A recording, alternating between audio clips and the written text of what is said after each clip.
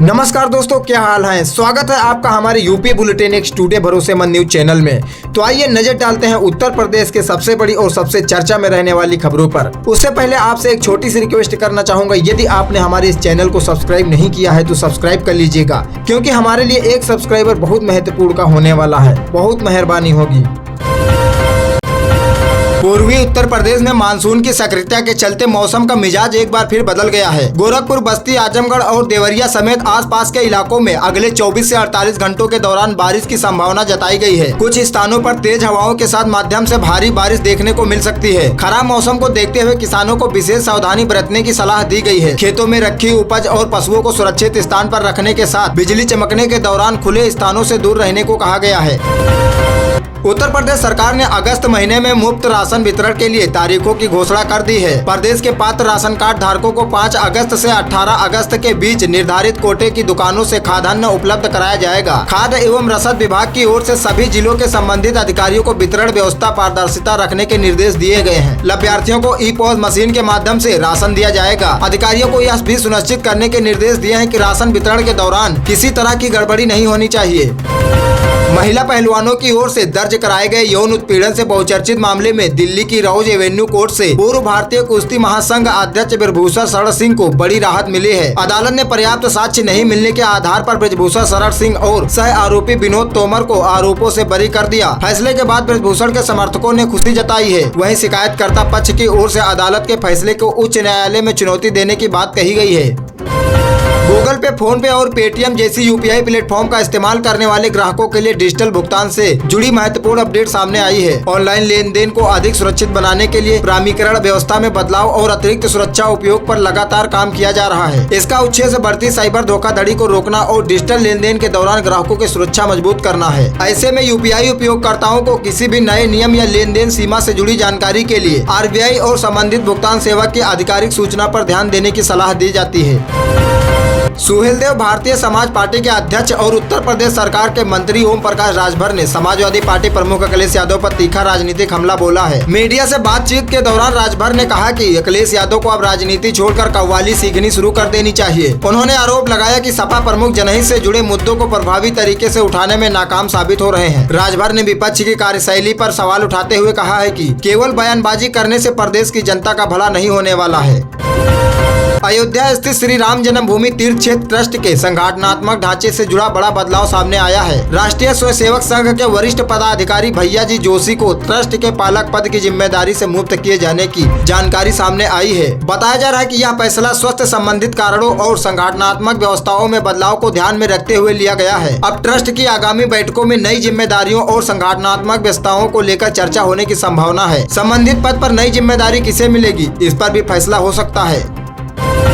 मेरठ में special task force यानी STF ने बड़ी कार्रवाई करते हुए हथियारों की तस्करी के आरोप में एक व्यक्ति को गिरफ्तार किया है। बताया जा रहा है कि आरोपी कांवड़िया का वेश धारण कर अवैध हथियारों की खेप मुजफ्फरनगर पहुंचाने जा रहा था। एसटीएफ ने उसके कब्जे से 21 अवैध तमंचे और कारतूस बरामद किए हैं। पुलिस आरोपी से पूछताछ कर पूरे नेटवर्क की जानकारी जुटा रही है। साथ ही यह पता लगाने की कोशिश की जा रही है कि हथियारों की यह खेप किसे पहुँचानी जानी थी।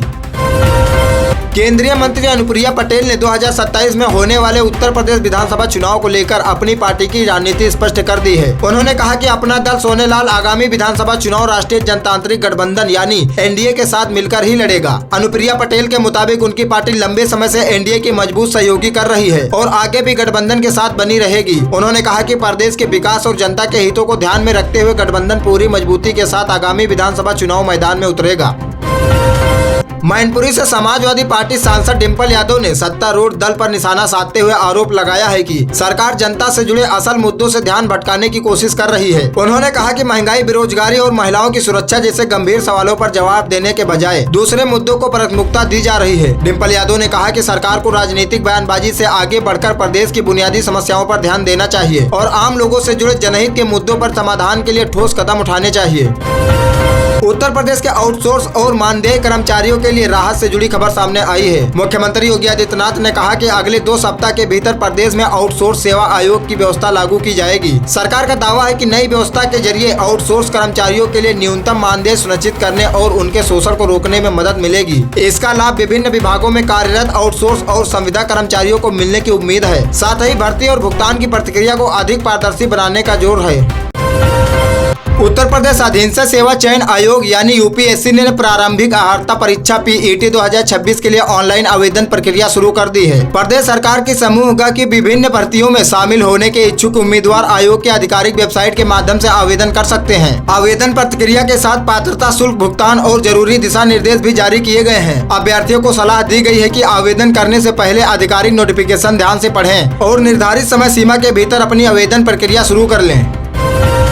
उत्तर प्रदेश में मानसून एक बार फिर सक्रिय हो गया है और प्रदेश के कई हिस्सों में झमाझम बारिश का दौर जारी है। मौसम विभाग ने कई जिलों में भारी बारिश के साथ गरज चमक और बिजली गिरने की आशंका जताई है। खराब मौसम को देखते हुए लोगों को सतर्क रहने की सलाह दी गई है। खास तौर पर बारिश और बिजली चमकने के दौरान खुले मैदानों, ऊंचे स्थानों और पेड़ों के नीचे जाने से बचने को कहा गया है। कई इलाकों में बारिश से तापमान में भी गिरावट दर्ज की गई है।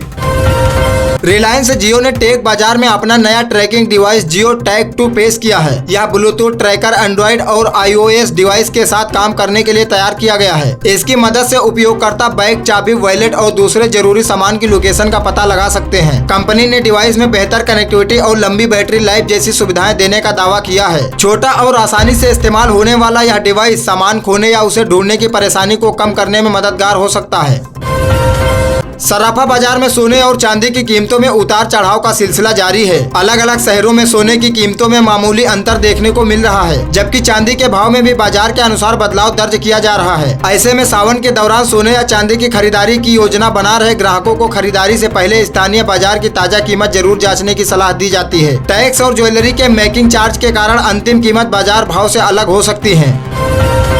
उत्तर प्रदेश विधानमंडल के मानसून सत्र के पहले ही दिन सदन में राम मंदिर निर्माण और प्रशासनिक मुद्दों को लेकर जोरदार हंगामा देखने को मिला। विपक्षी दलों ने विभिन्न मुद्दों पर सरकार को घेरने की कोशिश की, जिस पर मुख्यमंत्री योगी आदित्यनाथ ने पलटवार किया। मुख्यमंत्री ने कहा कि विपक्ष भ्रामक बयानबाजी के जरिए जनता को गुमराह करने का प्रयास कर रहा है। उन्होंने दावा किया कि प्रदेश सरकार कानून के दायरे में पारदर्शी तरीके से काम कर रही है और जनहित जुड़े मुद्दों पर लगातार जरूरी फैसले लिए जा रहे हैं। स्कॉटलैंड के ग्लासगो में आयोजित कॉमनवेल्थ गेम्स को लेकर भारत से जुड़ी बड़ी खेल खबर सामने आई है। भारतीय खिलाड़ियों के प्रदर्शन के साथ राष्ट्रमंडल खेलों की भविष्य की मेजबानी को लेकर भी चर्चा तेज हो गई है। भारत की ओर से 2030 कॉमनवेल्थ गेम्स की मेजबानी को लेकर मजबूत दावेदारी पेश की गई है। खेल आयोजन की मेजबानी मिलने की स्थिति में देश में अंतर्राष्ट्रीय स्तर के खेल बुनियादी ढांचे को और मजबूत करने का मौका मिलेगा। साथ ही भारतीय खिलाड़ियों को घरेलू मैदान पर अपनी प्रतिभा दिखाने का बड़ा अवसर मिल सकेगा। नोएडा पुलिस और एसओजी की संयुक्त टीम ने ई कॉमर्स कंपनियों के पार्सल में हेरफेर का ठगी करने वाले एक अंतर्राज्यीय गिरोह का पर्दाफाश किया है। पुलिस ने गिरोह से जुड़े 5 आरोपियों को गिरफ्तार किया है और उनके कब्जे में कीमती सामान बरामद होने की बात कही गई है। आरोप है कि गिरोह डिलीवरी प्रक्रिया के दौरान पार्सल से महंगे उत्पादन निकालकर उनकी जगह सस्ता या बेकार सामान रख देता था। पुलिस अब आरोपियों से पूछताछ कर नेटवर्क से जुड़े अन्य लोगों की ठगी के पूरे तरीके की जानकारी जुटा रही है। उत्तर प्रदेश शिक्षक पात्रता परीक्षा यानी यूपीटीईटी 2026 से जुड़ी महत्वपूर्ण अपडेट सामने आई हैं। परीक्षा से संबंधित OMR सीट की स्कैनिंग और परिणाम तैयार करने की प्रक्रिया को लेकर अभ्यर्थियों की नजर आधिकारिक घोषणा पर बनी हुई है। परीक्षा में शामिल उम्मीदवार लंबे समय से रिजल्ट का इंतजार कर रहे हैं। परिणाम जारी होने के बाद अभ्यर्थी संबंधित आधिकारिक पोर्टल पर अपने जरूरी विवरण दर्ज करके रिजल्ट देख सकेंगे। उम्मीदवारों को सलाह दी गई है कि परिणाम की तारीख और अन्य जानकारी के लिए केवल आधिकारिक सूचना पर ही भरोसा करें। दिल्ली NCR समेत उत्तर भारत के कई मैदानी इलाकों में मौसम का मिजाज बदल गया है। दिल्ली, हरियाणा, पंजाब और उत्तर प्रदेश के कई हिस्सों में बारिश का दौर देखने को मिल रहा है। मौसम विभाग ने आने वाले दिनों में कुछ स्थानों पर मध्यम से भारी बारिश की संभावना जताई है। बारिश के कारण तापमान में गिरावट आने से लोगों को उमस भरी गर्मी से राहत मिली है। हालांकि लगातार बारिश वाले इलाके में जलभराव और यातायात संबंधित परेशानी बढ़ सकती है, इसलिए लोगों को मौसम की स्थिति देखकर ही यात्रा करने की सलाह दी गई है। जम्मू कश्मीर से अनुच्छेद 370 हटाए जाने की 7वीं वर्षगांठ के मौके पर घाटी में राजनीतिक गतिविधियां तेज हो गई हैं। विभिन्न राजनीतिक दलों की ओर से इस मुद्दे पर कार्यक्रम और विरोध प्रदर्शन की तैयारियों को देखते हुए प्रशासन भी सतर्क है। श्रीनगर समेत संवेदनशील इलाकों में सुरक्षा व्यवस्था मजबूत की गई है और सुरक्षा बलों की गश्त बढ़ाई गई है। प्रशासन की प्राथमिकता कानून व्यवस्था बनाए रखने और किसी भी अप्रिय स्थिति को रोकने की प्रमुख स्थानों और संवेदनशील क्षेत्रों में अतिरिक्त सुरक्षा कर्मियों की तैनाती भी की गई है। इलाहाबाद विश्वविद्यालय प्रशासन ने शैक्षणिक गुणवत्ता सुधारने और शिक्षकों की जवाबदेही तय करने के लिए कड़ा कदम उठाया है। विश्वविद्यालय की ओर से जारी आदेश के मुताबिक संकाय सदस्यों के निजी कोचिंग चलाने या व्यक्तिगत ट्यूशन पढ़ाने पर रोक लगाई गई है। शिक्षकों को इस संबंध में शपथ पत्र जमा करने के निर्देश भी दिए गए हैं। विश्वविद्यालय प्रशासन का कहना है कि नियमों का उल्लंघन पाए जाने पर संबंधित शिक्षक के खिलाफ अनुशासनात्मक कार्रवाई की जा सकती है। इस फैसले का उद्देश्य से छात्रों की पढ़ाई और विश्वविद्यालय की शैक्षणिक व्यवस्था को बेहतर बनाना है।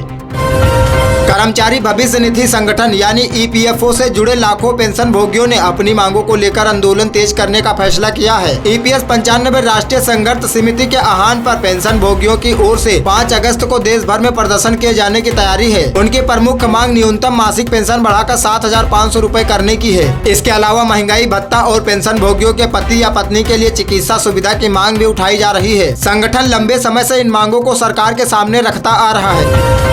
बहुजन समाज पार्टी की राष्ट्रीय अध्यक्ष मायावती ने आगामी उत्तर प्रदेश विधानसभा चुनाव को देखते हुए पार्टी संगठन और टिकट वितरण को लेकर अपना रुख स्पष्ट किया है। मायावती ने कहा कि चुनाव में उम्मीदवारों को टिकट देने का अंतिम फैसला वे स्वयं करेंगी और किसी भी स्तर की सिफारिश के आधार पर नहीं बनाया जाएगा। इसके साथ ही पार्टी पदाधिकारियों और कार्यकर्ताओं को बूथ स्तर पर संगठन मजबूत करने के निर्देश दिए हैं। बसपा का जोर अभी से जमीनी स्तर से तैयारियां तेज करने और पार्टी के पुराने वोट बैंक को मजबूत करने पर है।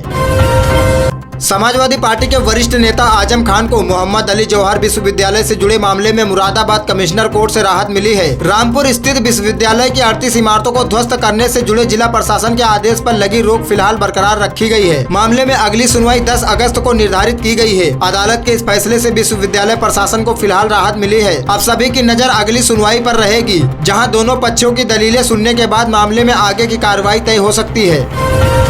बारिश और जलभराव के कारण सब्जियों की आवक प्रभावित होने से उत्तर प्रदेश की कई प्रमुख मंडियों में हरी सब्जियों के साथ आलू टमाटर के दाम बढ़ गए हैं। लखनऊ, कानपुर और वाराणसी समेत कई शहरों की मंडियों में कीमतों में तेजी देखने को मिल रही है। थोक बाजार में टमाटर करीब 60 से 80 रुपए प्रति किलो, जबकि आलू 25 से 30 रुपए प्रति किलो तक बिक रहा है। खुदरा बाजार में कीमतें इससे भी अधिक है। कारोबारियों के मुताबिक आपूर्ति सामान्य होने के बाद कीमतों में राहत मिल सकती है। उत्तर प्रदेश के युवाओं को रोजगार के अवसर उपलब्ध कराने के उद्देश्य से लखनऊ विश्वविद्यालय में मेगा जॉब फेयर का आयोजन किया गया। रोजगार मेले में कई कंपनियों ने हिस्सा लिया और तकनीकी तथा गैर तकनीकी पदों के लिए युवाओं के साक्षात्कार लिए गए। बड़ी संख्या में छात्र और रोजगार की तलाश कर रहे युवा इस आयोजन में शामिल हुए। चयन प्रक्रिया के दौरान योग्य उम्मीदवारों को रोजगार के अवसर उपलब्ध कराए गए। इस तरह के रोजगार मेलों के जरिए युवाओं को कंपनियों से सीधे जुड़ने और अपनी योग्यता के अनुसार नौकरी हासिल करने का मौका मिल रहा है।